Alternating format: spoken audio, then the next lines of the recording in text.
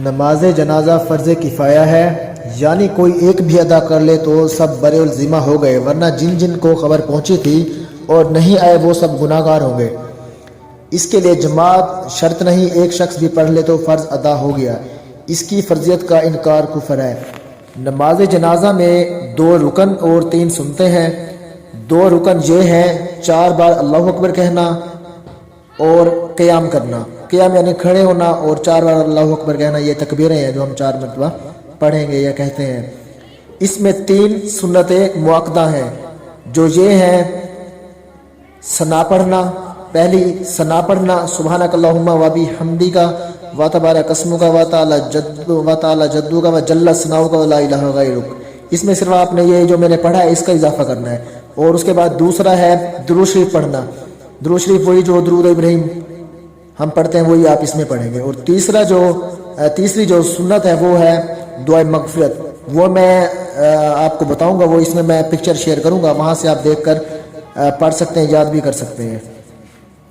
اور نماز جنازہ کا طریقہ، مقتدی اس طرح نیت کریں: میں نیت کرتا ہوں اس جنازہ کی نماز واسطے اللہ عز و جل کے، دعا اس میت کے لیے، پیچھے اس امام کے۔ اب امام مقتدی پہلے کانوں تک ہاتھ اٹھائیں اور اللہ اکبر کہتے ہوئے حسب معمول ناف کے نیچے باندھ لیں اور ثنا پڑھیں۔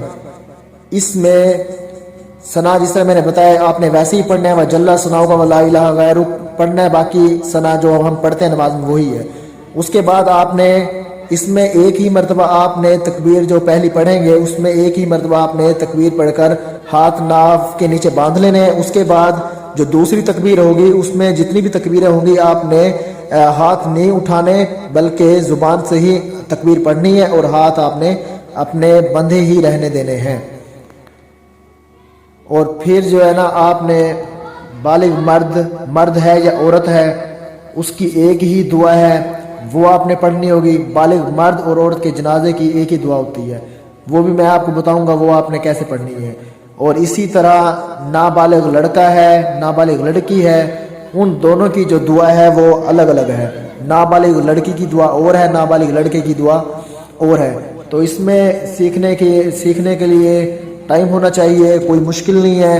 اگر آپ سیکھنا چاہتے ہیں تو آپ اس ویڈیو کو دیکھ کر اچھی طرح سمجھ کر آپ جو ہے نا نماز جنازہ پڑھنا سیکھ سکتے ہیں، کیونکہ ایک بہت سی تعداد ہے جس کو نماز جنازہ پڑھنا نہیں آتا، تو ہمیں نماز جنازہ پڑھنا سیکھنا چاہیے۔ اور یہ فرض کفایہ ہوتا ہے، اور یہ جو نہیں پڑھتا وہ پھر گناہ گار ہوتا ہے۔